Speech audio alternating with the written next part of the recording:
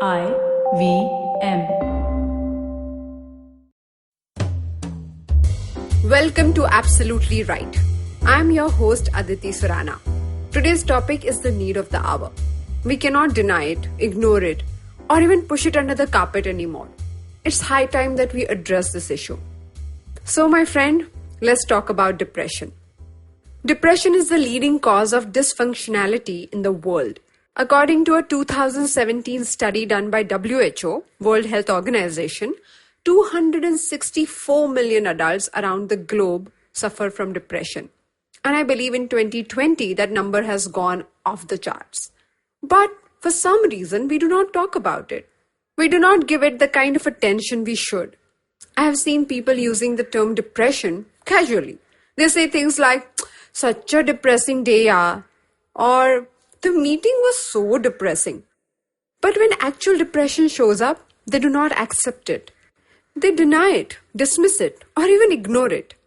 In today's episode, let's talk about depression and actually destigmatize it by understanding it. Let's discuss what is depression. It's 9 symptoms.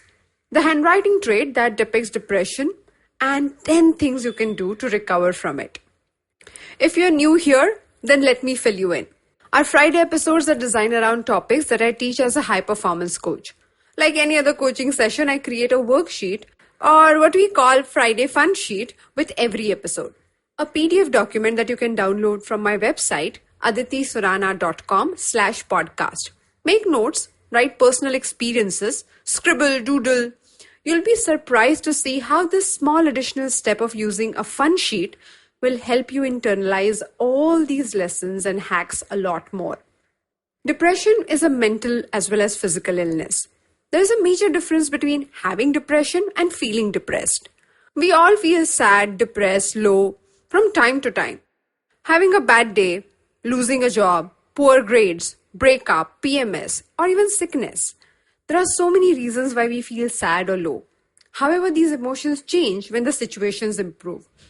When your grades become better, when you recover from your illness, you begin to feel better and you lighten up.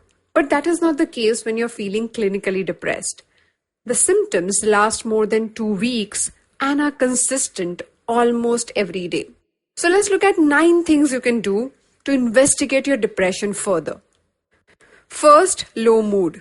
In major depression, you're ought to feel depressed most of the day, nearly every day.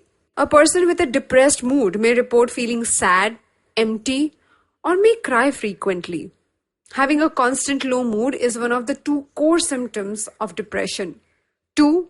Decreased interest. This is a second core symptom of depression. People show remarkable disinterest in things that they otherwise enjoyed. This can be in all daily activities or favorite hobbies, sports, or even sex. Third, changes in appetite. People undergo a tremendous amount of weight change. Some people overeat and others lose their appetite completely. Point number 4. Sleep disturbances. Depression changes your sleep cycle like nothing else. You may struggle in falling asleep, staying asleep, or may feel sleepy whole day in spite of a full night's sleep. 5. Psychomotor agitation or retardation. Agitation, restlessness, or lethargy is observed in body movements, speech, and reaction time. Point number 6. Fatigue. A loss of energy and chronic feeling of fatigue stays with you throughout the day. Feeling tired most of the day also affects your functionality. Point number 7. Feelings of worthlessness or guilt. When people deal with grief, they show similar symptoms. But the sense of worthlessness is very, very specific to depression. The sense of guilt can actually make you feel delusional. Point number 8, difficulty in concentration. Point number 9, recurrent thoughts of death. An individual with major depression may think about suicide, may make attempts to do that, or create specific plans to kill himself or herself. Now the question is, how to diagnose depression? If you show 4 to 5 signs of the 9 things I just mentioned to you, then please do not ignore the symptoms. Dig deeper. So, graphological indicator. There is one specific trait in your writing that depicts whether you are clinically depressed or walking closer to it. So let's start with an unruled sheet of paper, a blank paper or a photocopy paper. Make sure you write a paragraph of 10 to 12 lines spontaneously. Do not copy. You can write it in any language. You can write absolutely anything that you feel like. Now, once you're done, hold the paper at a distance. Look at the imaginary lines formed below your writing. Some handwritings will go up, some may become wavy, some will remain straight. But if the baseline or that imaginary line is drooping downwards, which means if your handwriting feels as if it is falling off, then that is one of the very, very significant indicator of depression.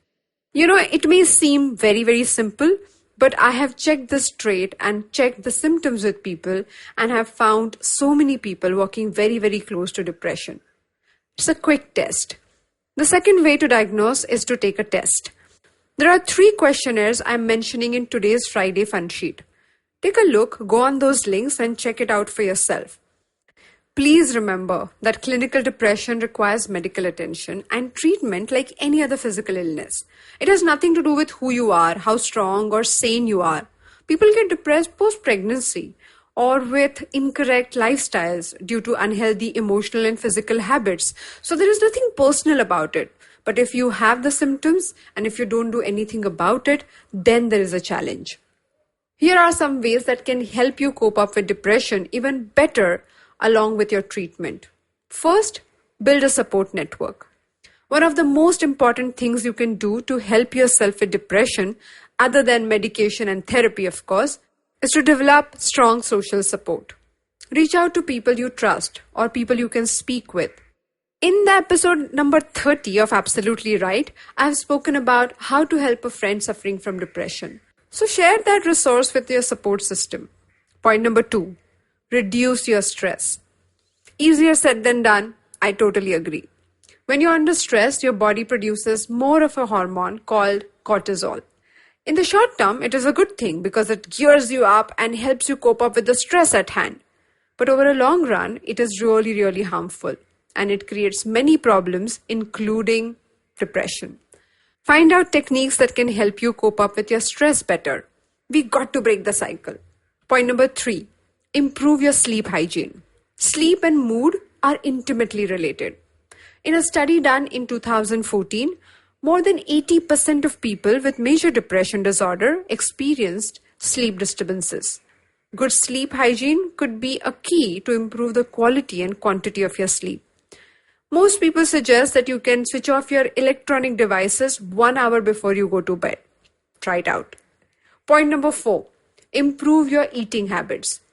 Research continues to find the clear link between your diet and your mental health. Ayurveda can really help you create a balanced diet. For example, in my case, I did not know I'm not supposed to eat bitter things, which I love. Black coffee, dark chocolate, even Karela or bitter gourd. But the bitter taste was not suitable for me and it created lots of physical and emotional challenges for me. So observe what you eat and observe how you feel after that. Point number 5, learn how to stop negative thoughts. I know in this case you would say if I would have known that, I don't think I would have felt the way I do. I agree. But depression actually thrives on negative thinking. Changing the cycle of negative thinking is crucial to the process. So try journaling. See where your thoughts are going all over the place. In the lockdown, we created a 21-day free anti-anxiety journaling workshop, a process created for you to use your own writing to become therapeutic. So if you haven't tried it yet, it's a good time to look at it. Point number 6, beat procrastination. The symptoms of depression, such as fatigue and difficulty in concentrating, make procrastination really, really tempting. Putting things off fuels depression. So it's like a vicious cycle. It can lead to increased guilt, worry, and stress. So the hack here is to take small steps. Make sure you just do one thing at a time. Just make your bed. Just make breakfast. Smaller steps, a step at a time. But make sure that you complete whatever you start. Point number 7, get a handle on your household chores. Depression can make it difficult to complete everyday things. Doing dishes, paying bills, small things like that can become extremely challenging. But at the same time, a pile of paperwork, the pending sense of to-do list, the stack of dirty dishes, and a floor covered with dirty clothes will only magnify your feeling of worthlessness. So take control. Make sure that you take smaller tasks and complete them. Point number 8. Create a wellness toolbox. A toolbox that you can use to soothe yourself when you're feeling down. The tools that you can find most useful when you're worked up. These tools might not work for other people. So it's important that you pick the list very carefully. For example, cuddling your pet, listening to your favorite music, taking a warm bath, or reading your favorite book. The list can be anything, but create a list of activities that you might try when you're feeling bad. Most people can't think of these options when they're actually feeling sad. So creating a list in advance and taking yourself in that direction can come handy when you really feel stuck. Point number 9. Grounding technique of walking barefoot in the park. This is my go-to tool. You do your research. It's important that you understand the technique properly. Every time I feel low, sad, irritable, repetitively as a pattern, I walk barefoot in the park, at least for 30 to 40 minutes. I listen to my podcast mostly there. Make sure that you do a prolonged contact, physical contact with grass or mud. There are many research papers on this topic. Point number 10. My favorite. Use graphotherapy. Graphotherapy can work on specific areas without too much of confrontation. I've seen so many people using graphotherapy as a support tool while recovering from depression. It's a research technique based on mind-body correlation. Some specific micro movements in the writing can create tremendous impact on dealing with depression or any behavioral change. Give it a shot. Thank you so much for joining me on today's episode of Absolutely Right. I would like to know what were your takeaways from today's episode. What small action will you be taking today to improve something in your life? Write to me on my Instagram account at Aditi Surana. If you like this podcast, then don't forget to check out other interesting podcasts on IVM Network. You can listen to us on the IVM Podcast app or ivmpodcast.com. You can also follow us on our social media. Our handles are at IVM Podcast on Twitter and Instagram. So let's connect on Wednesday. Till then, happy writing! I hope you enjoyed that show. I'd like to thank our sponsors this week, Paytm Money and Intel.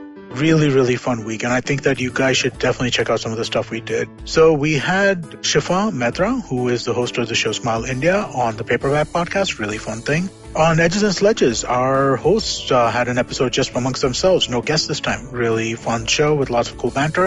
I think you'll enjoy that quite a bit. On Storytellers and Storysellers, Vineet had Shrishti Bell on. Shrishti is the head of Netflix in India, and I think you'll really enjoy that conversation as well. Also, do check out Uncle Please Sit. Joel and Tushar had Anuya Chatakar on. Anuya hosts the popular YouTube channel Books on Toast. And don't forget others of your old favorites like The Habit Coach, Football Should Ball, All Things Policy. All of them are doing a great job during this pandemic, and you should definitely check them out. And with that, we hope to see you again next week.